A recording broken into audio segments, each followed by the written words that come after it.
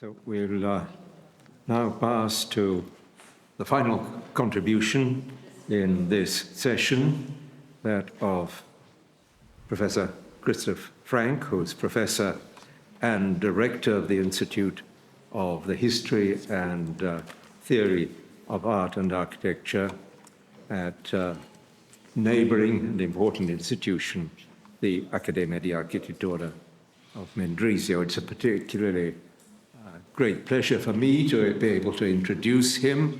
Giannamina, Christoph Frank and I have something in common, which is not belonging to a secret society, but we all have a connection with the Courtauld, had a connection with the Courtauld Institute in London.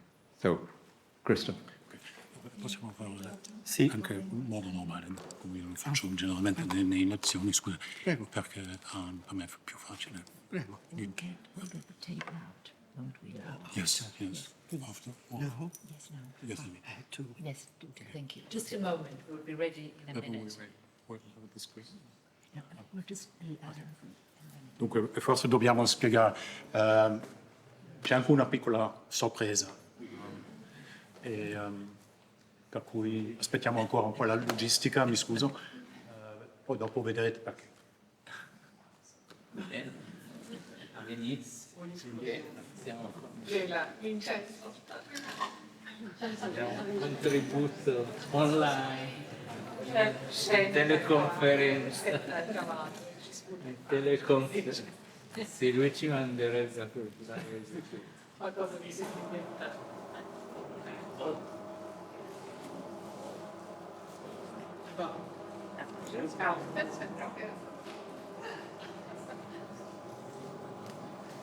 Stop.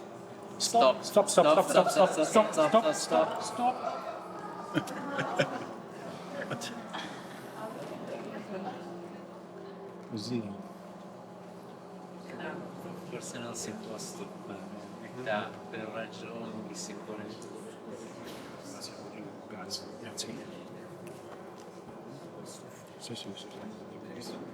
Grazie. Adesso dobbiamo Aspettare che salga. Oppure lo guardiamo sul cavallo. Adesso va di moda a fare le proiezioni sulle architetture. Sulle È stato un architetture. argomento sulla performance della scienza secondo Barbara Stafford. Dunque, stiamo alzando le aspettative. Forse dimostra anche un'efficacità nell'argomentazione.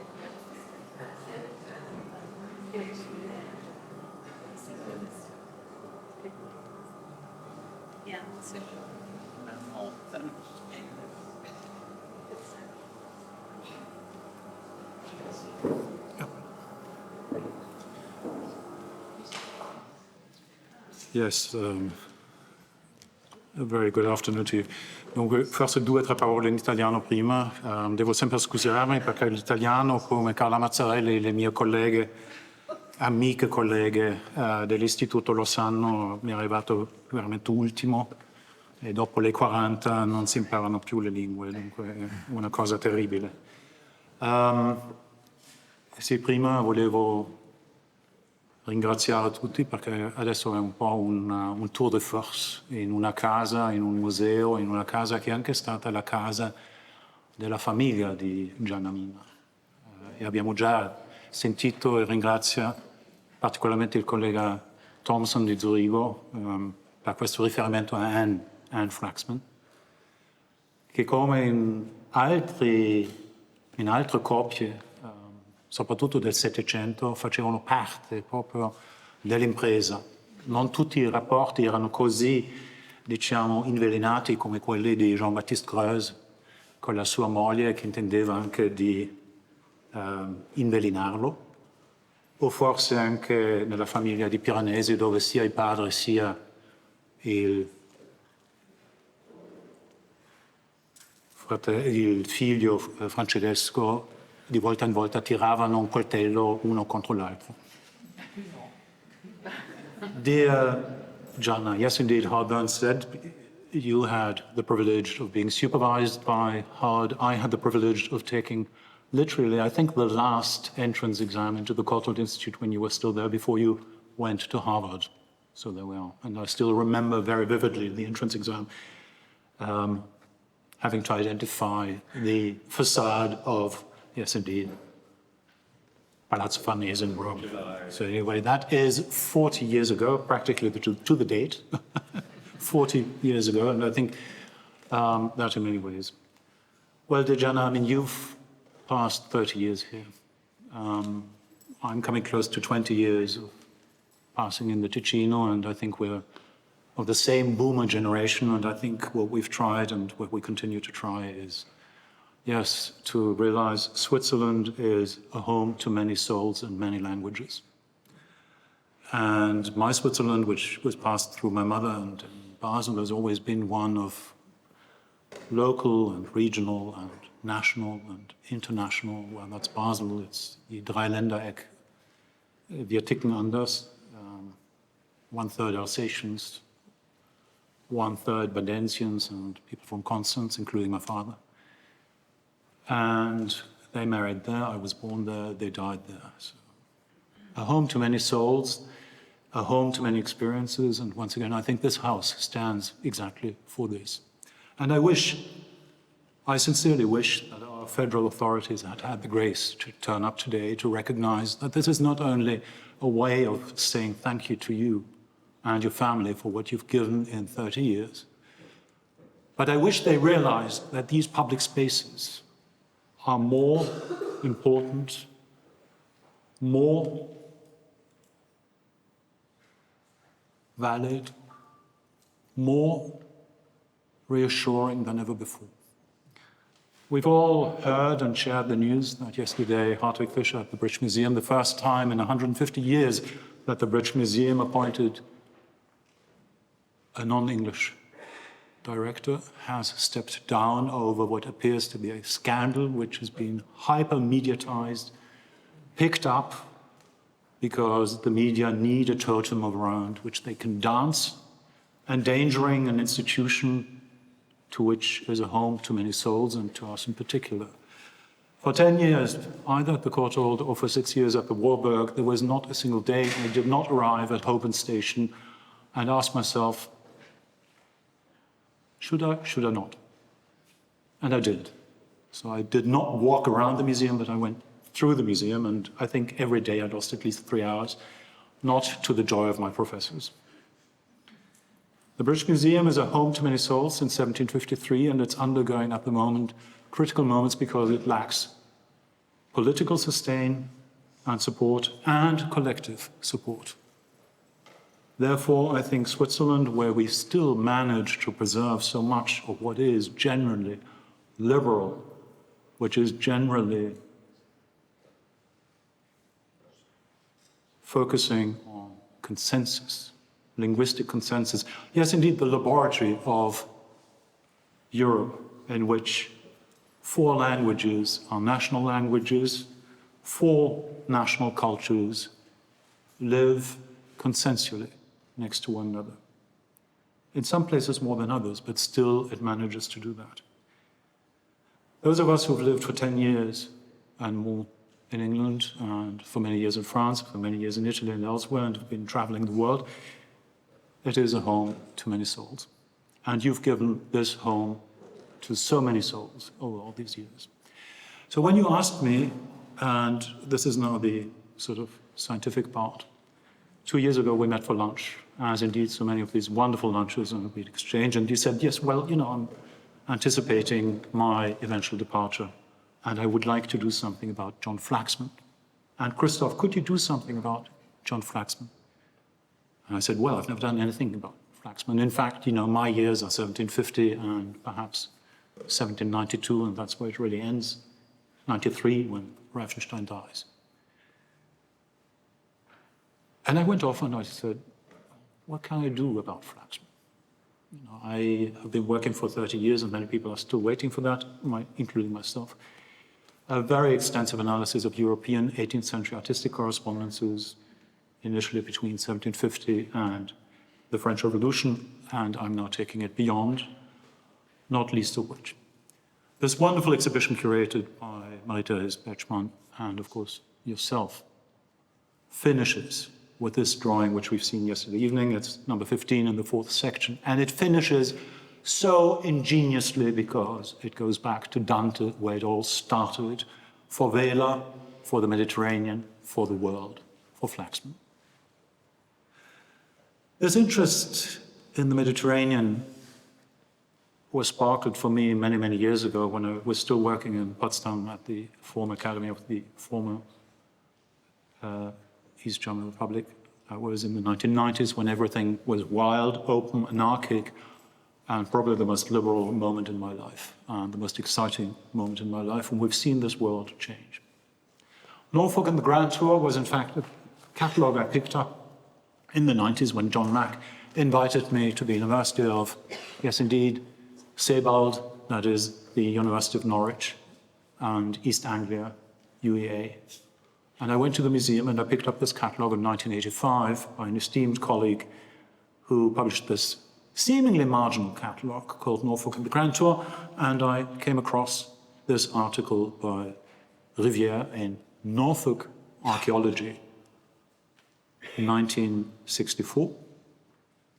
Never mind. And I was struck by this drawing by Flaxman, and it said, as you can hear, the Reverend William Gunn, age 60, from the drawing made in 1810 by John Flaxman, Royal Academy of Arts, in the possession of Mr. Theodore Houghton. And immediately, I don't know why, I fell in love with this drawing. I studied the article, and in 2006, the British government, with the help of the Lottery Foundation, acquired the very extensive archives of William Gunn. Now, William Gunn, together with William Blake and with William Hayden, is one of the closest friends of John Flaxman's and his family. When I talk about sociability, never stayed long enough in England. Yes, indeed, it was this moment when I sort of thought, how about the family? They all interact. It's not just John Flaxman. It's Anne, it's Nancy, it's Marianne, it's Maria Denman. They extend into the Blake families, they extend into the Gunn families, they extend into Hayden's families. And all around it is the Royal Academy of Arts.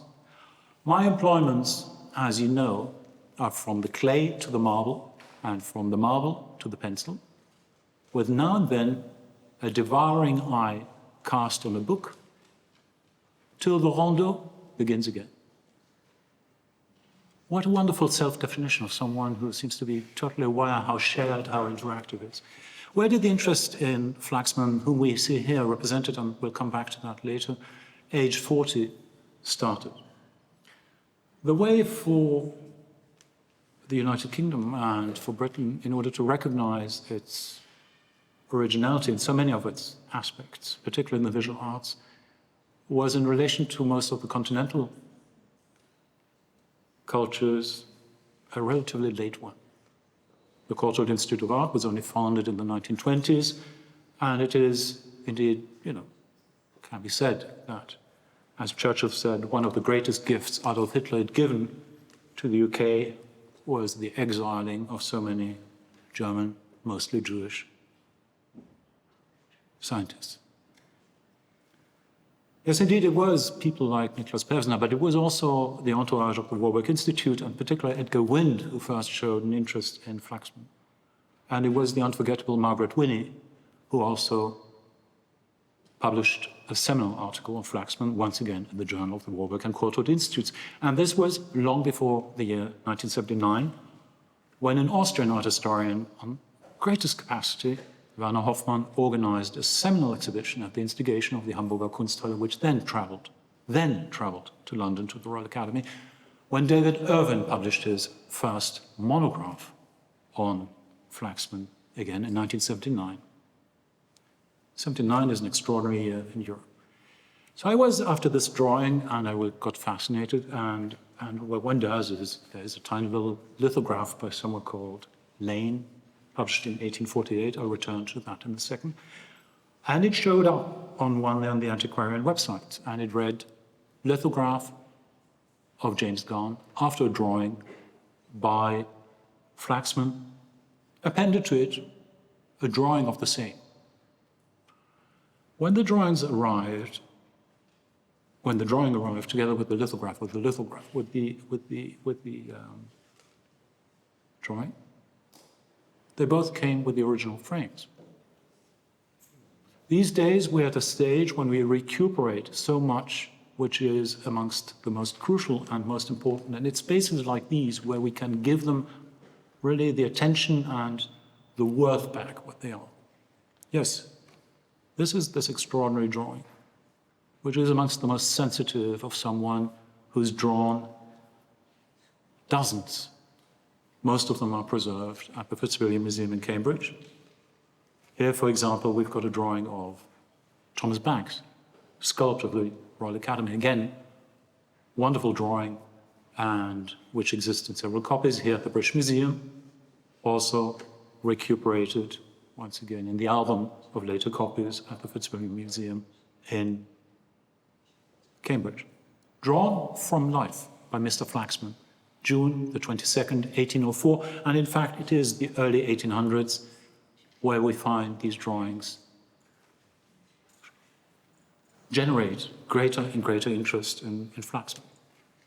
In the same album, a wonderful drawing of Canova, once again here called Marquis of Ischia. I share those kind of Bonapartiste reservations some of us may have. There he is the Marquis of Ischia, and of course still before really the Congress of Vienna gets rolling. Flaxman is part of that circle which also connects him with Zurich, and of course that man who was, as Flaxman said, and Blake complained about, who swore a lot. With that Zurichese, they imitate that English accent of his, Heinrich Füssli, or also known as Füssli. It is those drawings which really give us back that context, including Benjamin West.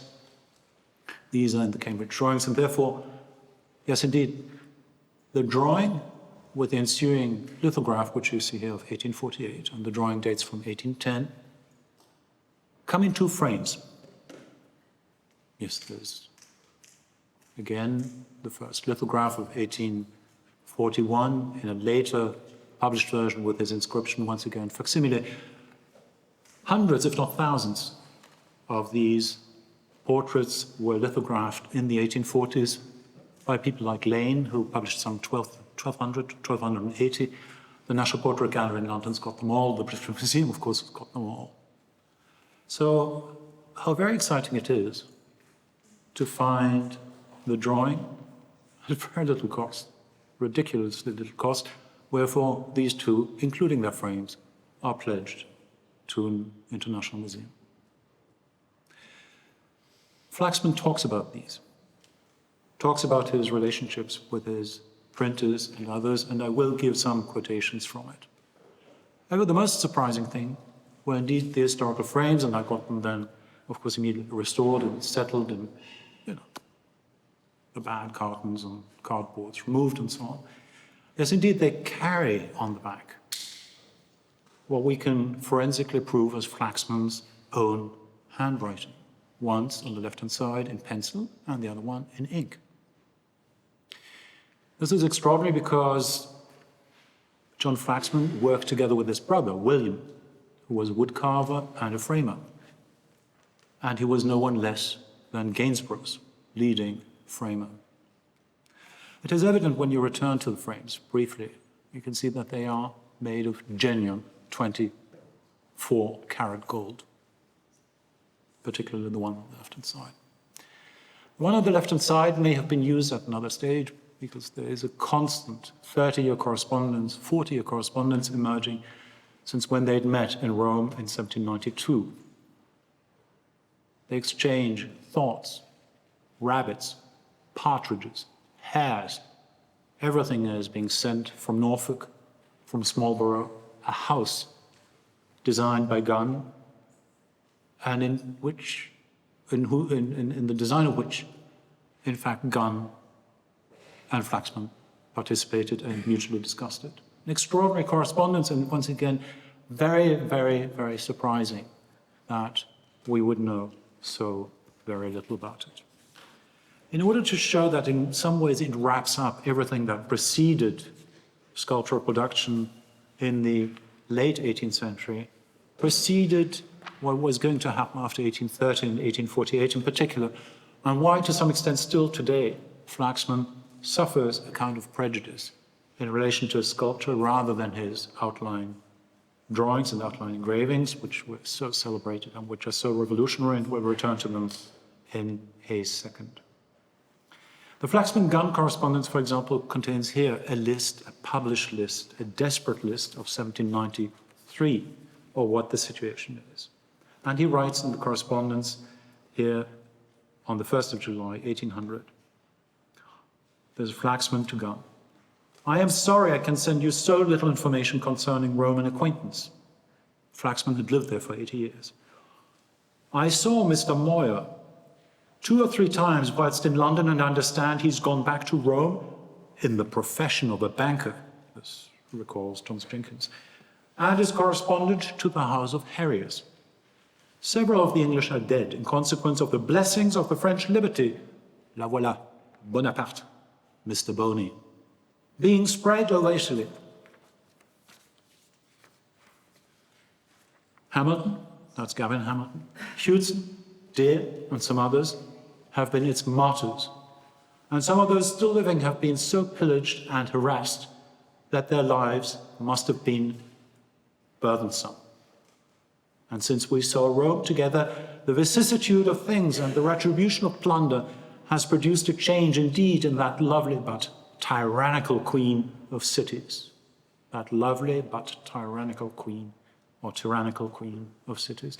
And what apologies may be made for the plunderers, their conduct deserves reprobation for having mutilated the great University of Art and having rendered studies in the sister art more divided and difficult even to themselves. And why is it that even these lines ring a bell today? The correspondence is really, as I said, wonderful on several levels. It gives insights, for example, in Flaxman's notion of a self-portrait. So on the 28th of April, 1819, that's about 7 years before his death, he writes to Gunn, I believe I may thank you for a present of my own portrait 40 years. This is the one we saw in the beginning by Daniel and after George Dance, the elder. With an exceeding kind and generous letter by Mr. Taylor of ...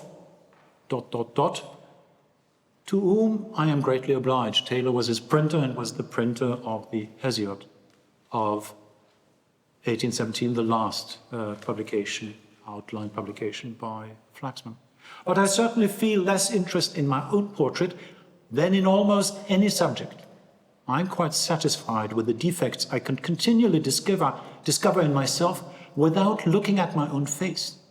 And you may readily suppose I should be very shy of giving that to another which I did not esteem myself. A level of humanity and at the same time an awareness of the limits of idealization. Why in the end is Flaxman not convinced by Winkelmann? Why does he travel in Italy and looks at the Dugento, at the Trecento? Why is he so critical of the High Renaissance of Michelangelo, but particularly of Correggio?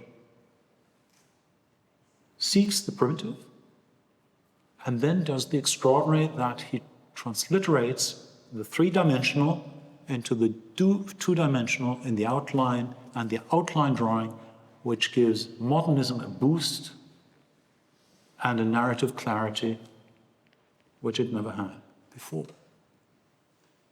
In fact, what emerges from this correspondence is his notion of scientificity. Also this is, yes, a British empiricist meeting, in the end, Giambattista Vico. This is a longer passage, and I shall try to conclude very quickly. I'm already 3 minutes over. In all scientific and critical researches, the observation of two rules is indispensable for the discovery of truth. First, that we are certain of the source and the state of that branch of knowledge and others immediately connected with it in the age and country, which is the object of our inquiry, in order to obtain direct and collateral evidence which may enable us to form just conclusions. Secondly, that we are certain the rational and moral value of the evidence. In the present question, the testimony of monuments and contemporary authors would be perfectly satisfactory, but both are wanting.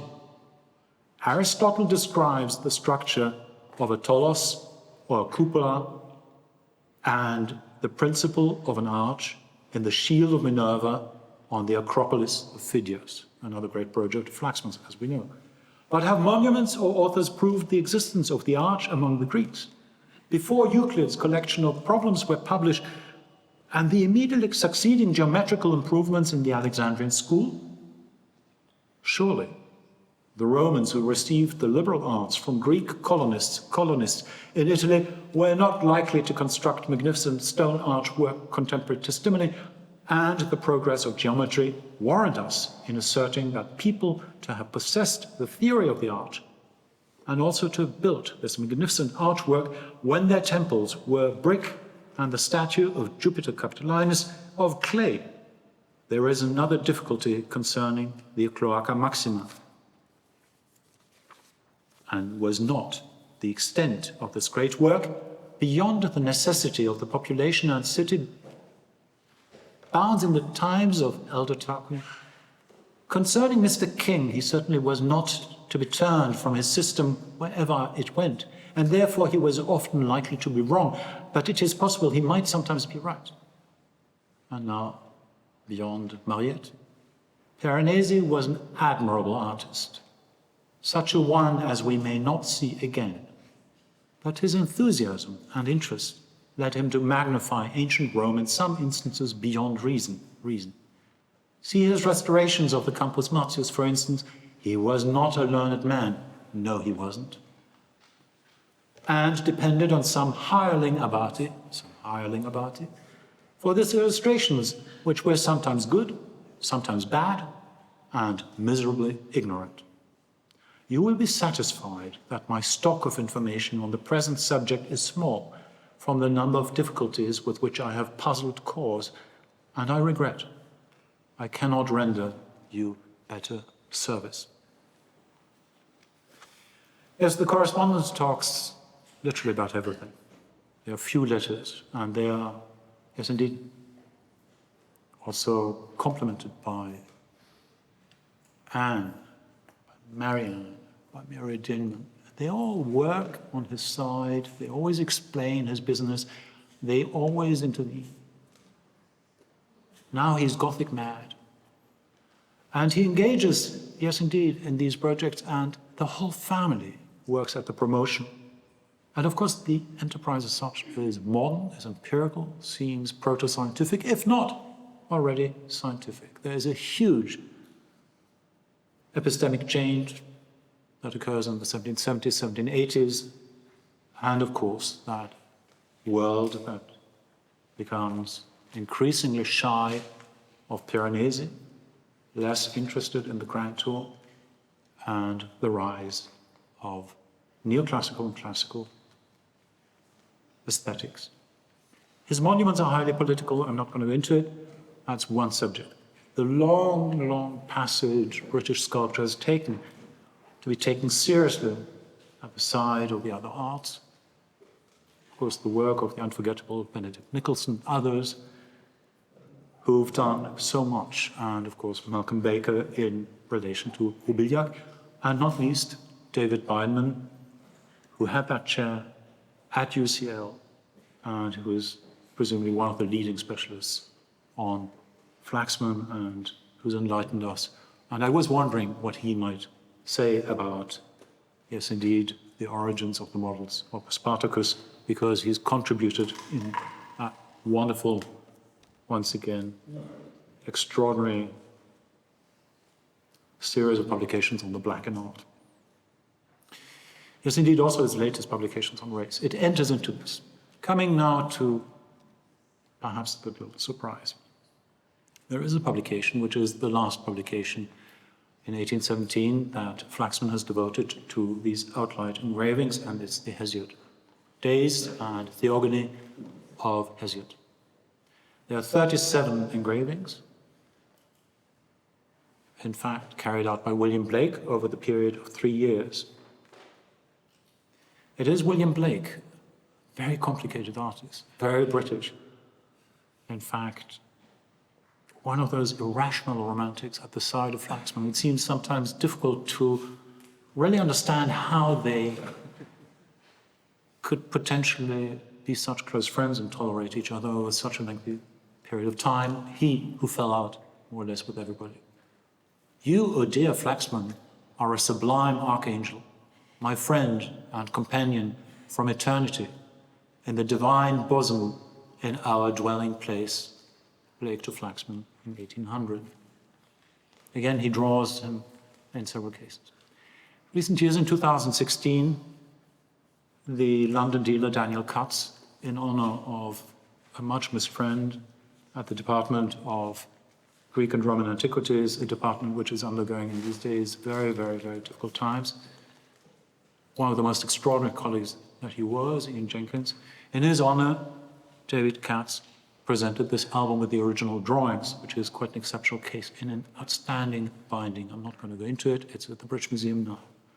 This inspired us in some ways to give an idea, because John Gunn, yes, indeed, is an extraordinary personality in many ways. Now we've recuperated from a weird country house sale the drawing and the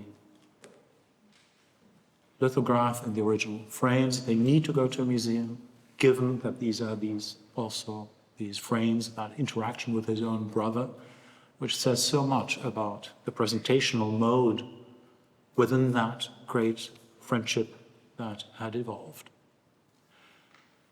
Gunn's most influential publication is an inquiry into the Gothic, 1819, and these drawings, respectively these engravings which you see here, actually transpire from Flaxman's correspondence, and he's got something to say about that, which is so moving in some ways because he was an empiricist. 28th December 1816, first of all he informs us, the Almighty has been pleased to call my brother from this world. It was assumed so far that William Flaxman had died in 1795. No, indeed, in 1816, which is crucial because it also confirms us the dating of those frames. And then he goes on and says, your friend, Mr. Taylor, who is the printer to the Hesiod. Mr. Taylor, the printer, I think that is his name, for I have lost his card, called on me with impressions from the plates of your treatise on the architecture of the Middle Ages. Some of the drawings were sufficiently accurate, but I think others were not. The inaccurate, if I remember right, were copied from the diptychs by Gorey, and Maria, that's Maria Denman, would very willingly trace them accurately for your engraver. This gives you an idea, just in conclusion, to one of these letters. It is illustrated, and here you see, for example, the various modes of Diocletian. Again, these 8 years for Flaxman in Rome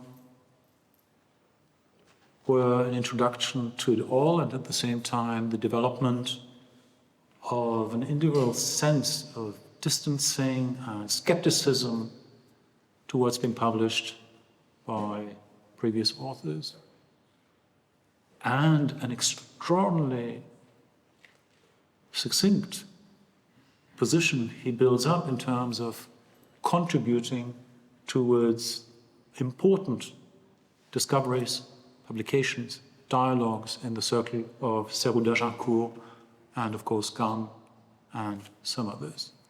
This I was showing you because on the right-hand side you see the same date, the same 10th March, again, a letter which was backed up by another letter by Anne, explaining what the other letter hadn't explained. Dear Gianna, now the moment of truth is coming, because this was a spontaneous pop-up exhibition in this age of pop-up shops. Barbara Stafford would be happy, and I think perhaps the moment has come of revelation. Now, of course, we're not the British Museum, and unfortunately, the friends of Gianna Minas are not Daniel Cutts. But even so, sometimes the unexpected happened. Had it not been for that lunch with you, the drawing wouldn't have come back, the lithograph, the frames wouldn't have come back, and William Gunn's Hesiod, which is talked about in this correspondence and which shall be published and must be published, wouldn't have come back to us. In addition, I've got some of these letters, and for anyone who's interested, the two publications by Gunn, The Inquiry, and of course, Cartonensia of 1832, which is the first investigation into Raphael's tapestries in the Vatican, and of course, the cartoons, which are to this date at the Victoria and Albert Museum in London. I think the moment has come of truth that you all come forward, have a look. Because this is Flaxman's dedication copy to William Gunn, which again was only really possible because these people, these days, have greater interest in design than originals. The Hesiod was published in 200 copies.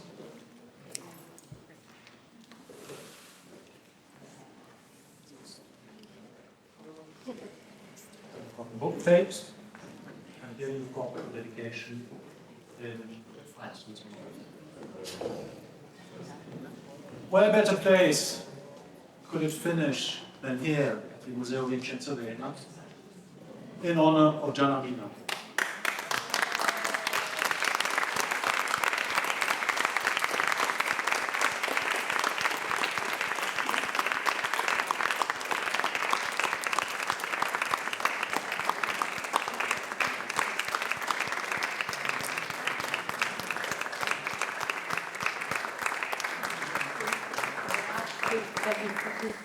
This is just wonderful. I'm speechless. I'm grateful. Vela is immense. Your knowledge is immense. The friendship, which I feel is going to be very important in the weeks to come, in the months to come. The harmony, which is somehow a word we don't use anymore because we think it's something weak, which has hardly any incidence in our lives, has been so felt by everyone these past 2 days, and I thank everyone for their contribution, for their affection, for the affection you have given to this wonderful place, to this artist who we've just started discovering. There is so much more to be known about him. We know he has even conquered Japan somehow. And this has given a sense to all these years, which has been a privilege, immense privilege for myself, for my family, for friends, scholars, restorers, younger generations, older generations, for some kind of dialogue between the sense of what we do and the world of the arts. So to all of you, from the bottom of my heart, an immense thank you. I feel so grateful.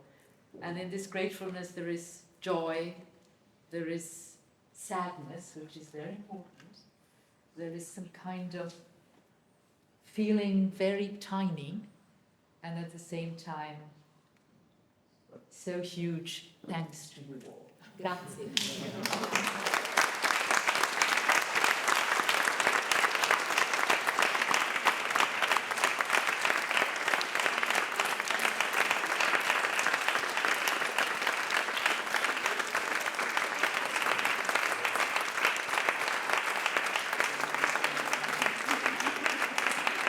Vela.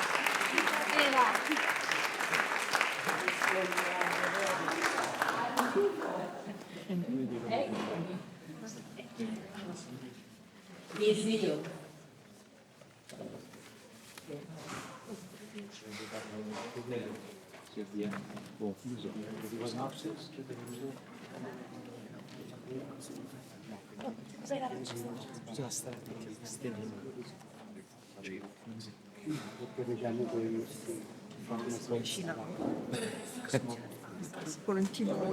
sogno è diventato realtà perché una delle mostre che è appena arrivata al museo tanti anni fa, reduce appunto dai miei anni in Inghilterra, sentivo di aver voglia di fare una mostra su Flaxman, una cosa difficile, quasi impossibile evidentemente per tutta una serie di motivi. Ecco che nelle ultime settimane Flaxman è diventato protagonista, l'andiamo sentendo parlare più di lui che di Vincenzo Vela. In qualche modo tout se tient.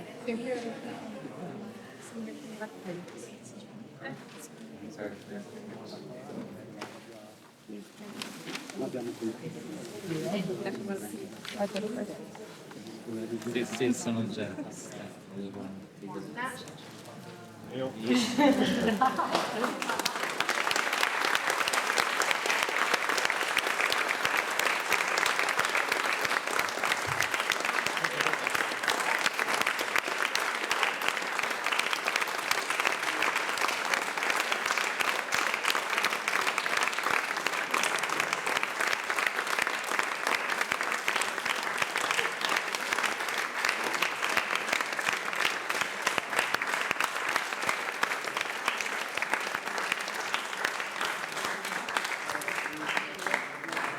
Troppo immeritato, sto attenta all'acqua perché potrei causare dei danni irreparabili e essere licenziata nell'ultimo.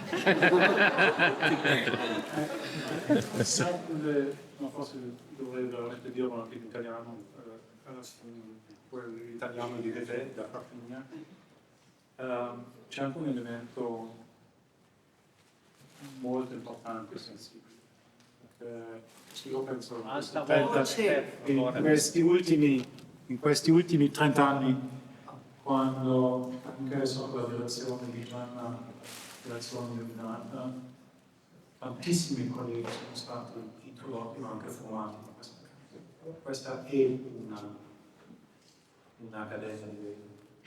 E per cui volevo anche ieri sera una volta di più per la nostra Vela e Reverend e poi la famiglia di Reverend che avevano quell'impatto sulla formazione dell'università in Ticino, questa vecchia vicenda gesuitica del Seicento che è stato realizzato dalla generazione Buffi in Accademia, due effetti anche Mauro.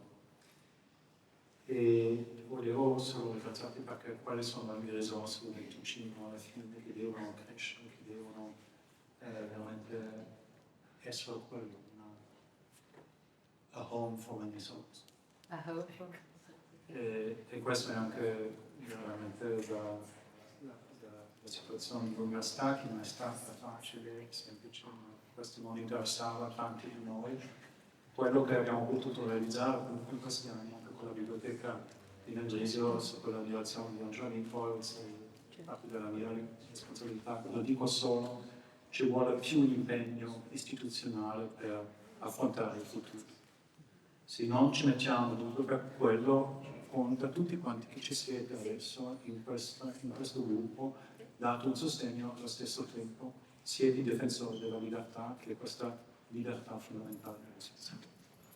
Lo dico senza paura, perché abbiamo bisogno di educazione, abbiamo bisogno di meno di discorsi identitari, di discorsi precari, di polarizzazioni, di divisioni. Abbiamo proprio bisogno Di collegialità, di sentire insieme. di consenso e di coesione. Grazie. E questo è sempre stato realizzato qui. Questo abbiamo provato a farlo insieme a, per favore, Anita Guglielmetti, Tiziana Conte.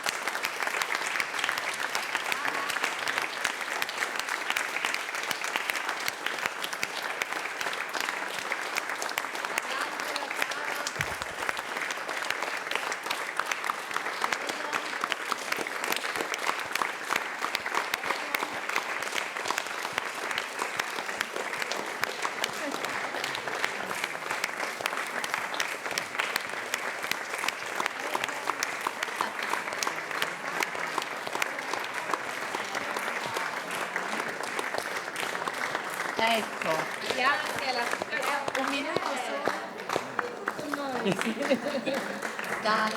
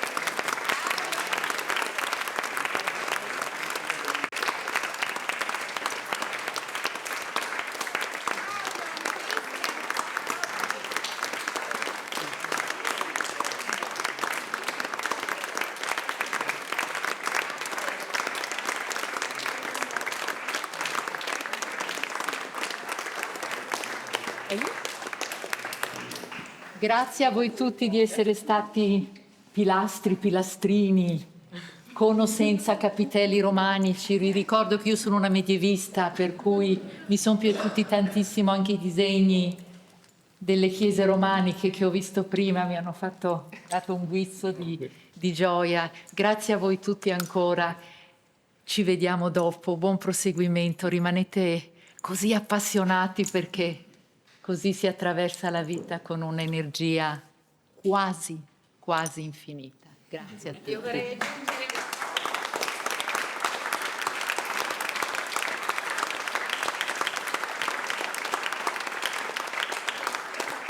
che noi non abbiamo parole per la gratitudine che proviamo per Gianna Mina, per la direttrice, quindi vi siamo riconoscenti perché l'avete fatto voi per noi e l'avete fatto al meglio. Grazie mille, ma sai che tutti noi abbiamo una gratitudine immensa e che siamo veramente contenti di fare parte di questa famiglia con te come mamma Oca. Complimento perfetto. Perfetto Ci hai questo. veramente accompagnati e hai, la cosa più importante per noi, valorizzato in ognuno di noi i nostri talenti, se qualcuno... Perché ne avete tanti. Questo poi è facile farlo. Grazie a tutti. Grazie ancora. E adesso ci aspetta no, ho perso il conto, non so più nulla. Abbiamo una pausa. Una pausa. La pausa Ma si al stava così portico. bene a discutere, si fanno pausa qua dentro, le una pausa mentre prepariamo i posters che saranno qua dietro e ancora grazie a tutti di cuore, ma non abbiamo finito. Anche grazie a Christoph. Credo che deve farci qua. Certo. Grazie di cuore.